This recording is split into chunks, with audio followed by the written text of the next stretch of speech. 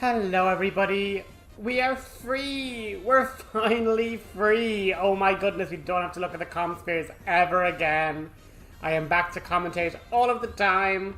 So just as Buddy said, we have to go practice for our concert that's coming up. No pain, we're not checking out the comm spheres ever again. No! And yeah, so you'll see that Riku isn't on the bridge at all. So she's actually up in the bar. So we're going to just quickly save first, but then skedaddle down to the bar for what is, as I can only describe as, the strangest minigame ever. There's like a whole rhythm thing you can do, but you just actually mash every single button. So just mash C, X, V, and Z. Just mash them all. And yeah, just hit every button as fast as you can and you'll rack up a high score and be able to basically get the little reward, which is smooth sailing, which is basically a ribbon. Hey, Uni, hurry up and change. But has like a slow effect and whatever. But we have Riku also in the songstress outfit. So we have the two girls singing and dancing their way to victory. And while not the most rhythmic of sound, just mash away at all the buttons. And eventually the minigame will be over and you'll get the smooth sailing accessory, which is quite nice. But yeah, we're finally finished with comm spheres. Just about finished with the whole yeah, I have no idea what any of these things particularly are for, but we got the smooth sailing. Do you think people will show up? Accessory. You betcha. And this is like the funniest thing, like with my background in music, it's like she's putting on a whole ass concert and doesn't even know what she's going to sing. Like, Riku, what do you mean what are you gonna sing? You know, what do you mean you don't know what you're gonna sing? Oh, I'm not able. Wow, did you write that? It's more like I felt it. I can hear it echoing inside. This is the definition of like, we'll be grand when we're live, and like this is just too much chaotic energy. But I'm learning more and more. Bits and pieces of her memories keep From wearing her clothes? What is this? It's like I can feel what she was feeling. Thus shall Len's scattered thoughts be woven into bittersweet song. Something like that?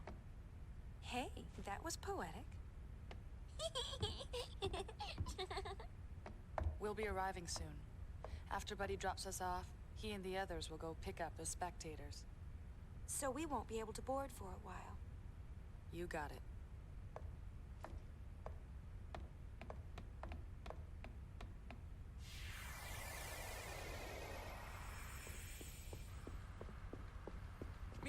It also makes me sad that we can't, you know, wear the different dress spheres in the overworld.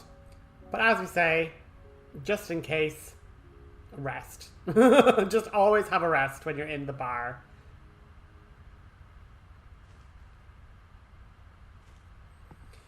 I know I probably did it in an earlier episode, but there's no harm. But yeah, Yuna's just gonna like, you know, randomly perform some song from feelings she gets from her clothes. This really is a JRPG. Oh god. And like dealing with some heavy issues, like a whole society upturned from its political, you know, social norms, and people trying to like strive away for a better future. And it's like, yeah, but we're gonna just become a pop idol and change the world.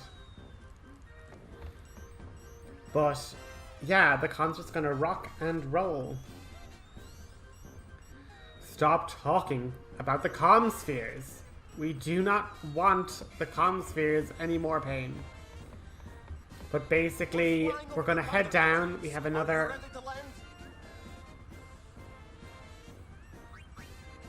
Yeah, and once again, this is our little point of no return. You ready to land? It's interesting that like this is one of the only times where brother or buddy can like let you off. But once again, once you say yes, there's no going back. You're just locked in. Because in fairness, like, why would you want to be subjected to this chapter any more than you have to be? It's like, oh, you want to go with the chapter? Great, let's go! You ready? We've got a sticky situation. Some fiends have shown up to snack on the spectators. Of course they have. So we're going to basically have to do a fiend cleanup, which is obviously no surprise. But look, it's a dragon! So we're going to just go and kill this dragon real quick and then have our absolute boppin' concert.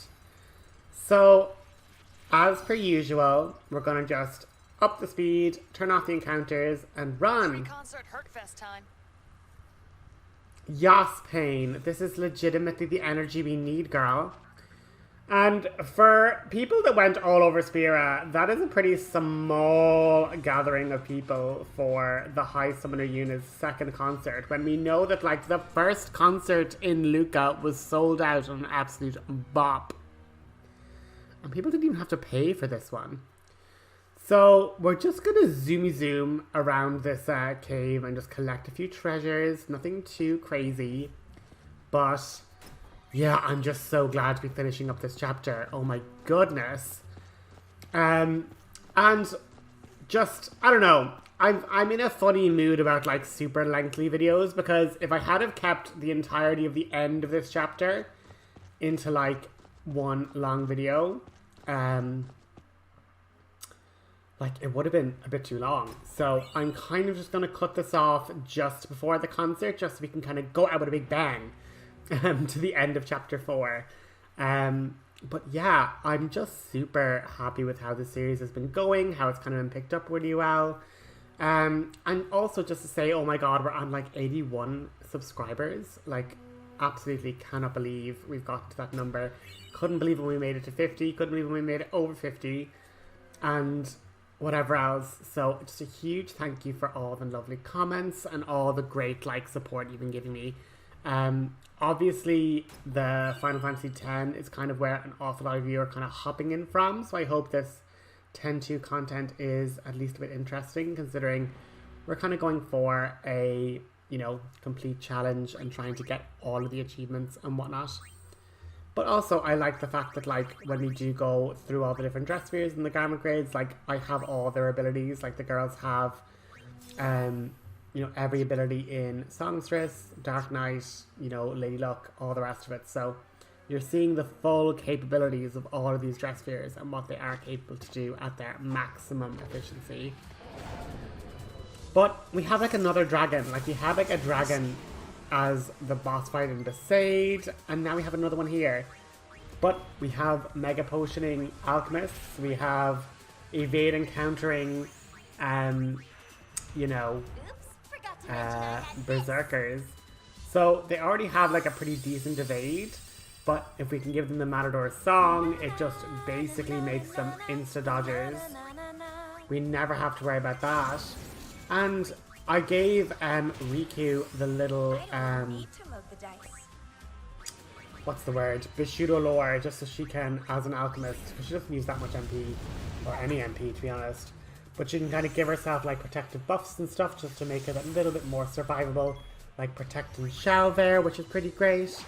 And then just back to throwing Mega Potions. And here we go. Like that is another one of the achievements there. So, well, like I got it already. But like that's basically how easy it can be to get that achievement. Just keep throwing 2 dice until you get 2 of the same number. And like just doing thousands of damage, which is just great. And what's lovely is when you have abilities like the dice where your characters basically get paused, like the enemy doesn't get to make an attack but your ATB bar starts to charge, which is obviously really good. And with the defeating of this boss we get an achievement, dousing the flames for defeating the big bad dragon. And then it's just the case of escaping the cave and, you know, putting on a concert. So it's pretty much just going to be that for this episode, really. It was just, unfortunately, the way of it that if I put on the rest of the episode, it would have been, you know, up to 35 minutes. Whereas if I could break it into two, it's kind of like it's kind of 15 minutes and 20 minutes for the ending, you know?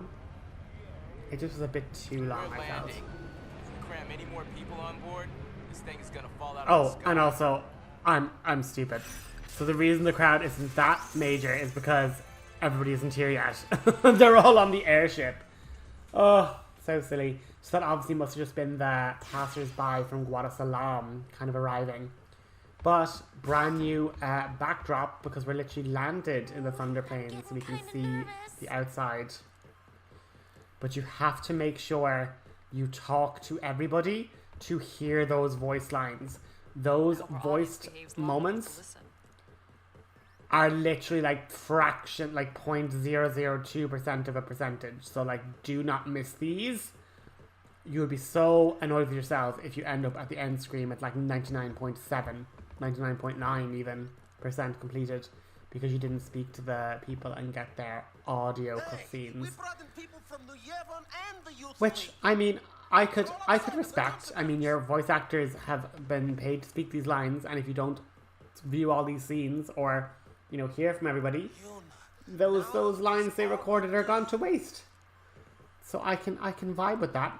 And this is kind of where you have to speak to Brother multiple times until he just goes back to like the box speech. So talk to Riku, talk to Pain, talk to Brother, and talk to Buddy.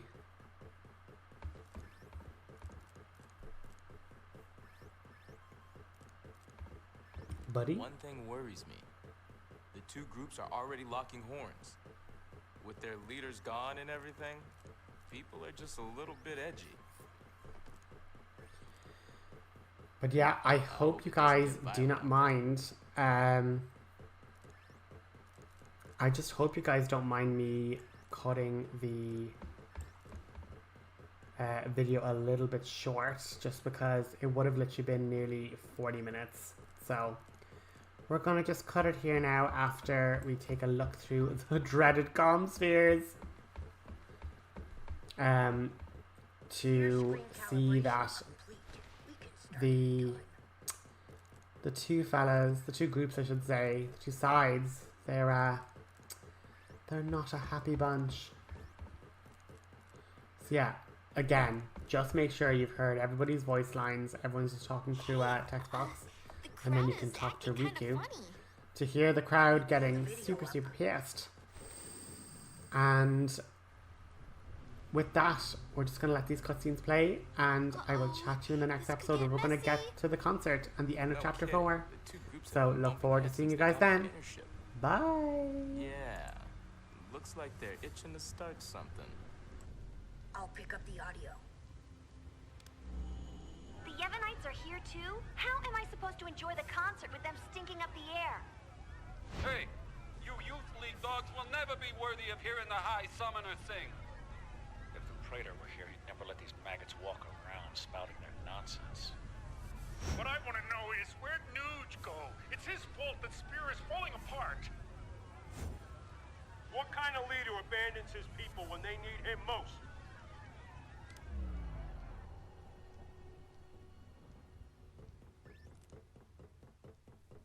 Don't they ever stop?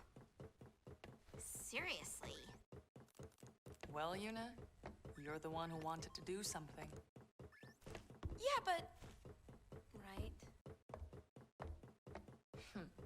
So let's do something. Right! Let's do it!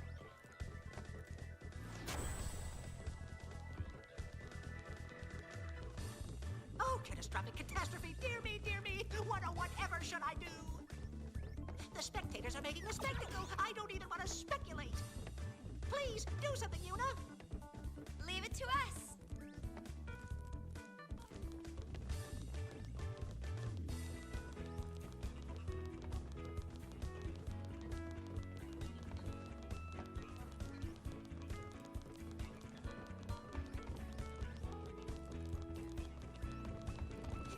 We're counting on